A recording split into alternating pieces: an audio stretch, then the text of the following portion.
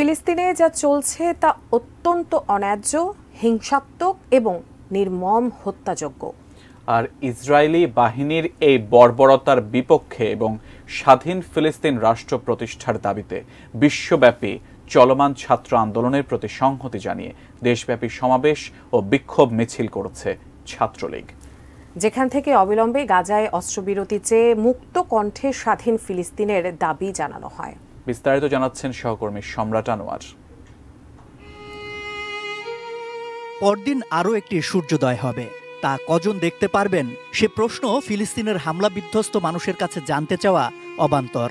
প্রতিটি মুহূর্তই যাদের কাটে নতুন হামলার আশঙ্কায়, মৃত্যু ভয়ে। এই নির্মমতা না থামিয়ে বিশ্ব রাজনীতির নীতি নির্ধারকেরা যখন নিজেদের মোড়লগিরিতে ব্যস্ত, তখনই ন্যায়ের পক্ষে আন্দোলনে নেমেছে ওইসব মোড়ল রাষ্ট্রেরই শিক্ষার্থীরা। আন্দোলনরত শিক্ষার্থীদের প্রতি সংহতি জানিয়ে এবার স্বাধীন ফিলিস্তিনের দাবিতে রব তোলা হলো বাংলাদেশেও। ছাত্রলীগের আয়োজনে একযোগে দেশব্যাপী অনুষ্ঠিত হয় সংহতি সমাবেশ, পদযাত্রা এবং ফিলিস্তিনের পতাকা উত্তোলন, যার মূল আনুষ্ঠানিকতা ছিল ঢাকা বিশ্ববিদ্যালয়ে।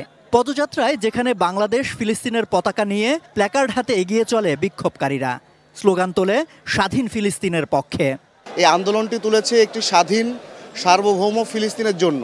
ইসরায়েলের এই বর্বর হামলা অবিলম্বে বন্ধ করতে হবে। ফিলিস্তিনের ওপরে যে অন্যায়, অবিচার বা যেটা ইনজাস্টিসই যদি বলি, যেটা হচ্ছে, আমরা সারা বিশ্বকে এই মেসেজটি দিতে চাই যে এখনই সময় একটি স্বাধীন প্যালেস্টাইন রাষ্ট্র প্রতিষ্ঠা করার। বছরের পর বছর ফিলিস্তিনিরা যে নৃশংস বর্বরতার শিকার হয়েছে, সেসব প্রতিবাদে আজকে আমরা এই অবস্থান নিয়েছি।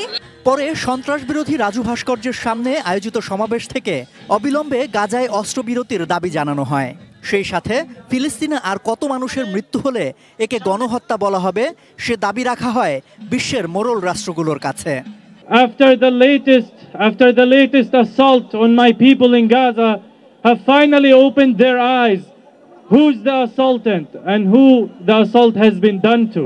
আমরা মনে করি প্যালেস্টাইনে যারা আগ্রাসন পরিচালনা করছে, স্কুলে হসপিটালে যারা আক্রমণ পরিচালনা করছে, নারী এবং শিশুদেরকে যারা নির্বিবাদে হত্যা করছে, তারাও একই সঙ্গে ওয়ার ক্রাইমের অভিযোগে তারা অভিযুক্ত। একই দাবিতে ফেনী সরকারি কলেজ মাঠ থেকে 1000 ফুট দৈর্ঘ্যের ফিলিস্তিনি পতাকা নিয়ে পদযাত্রা হয়। শহরের প্রধান সড়ক ঘুরে কলেজ মাঠে গিয়ে হয় সমাবেশ। পতাকা মিছিল ও মানববন্ধন হয়েছে রাজশাহীতেও। এ সময় স্লোগানে ফিলিস্তিনের সহিংসতা বন্ধের দাবি জানানো হয়। এছাড়া চাঁদপুর, চাঁপাইনবাবগঞ্জ, মেহেরপুর, নাটোর, রাঙামাটি, টাঙ্গাইল সহ দেশের সব জেলাতেই স্বাধীন ফিলিস্তিনের দাবিতে নানা কর্মসূচি পালিত হয়েছে।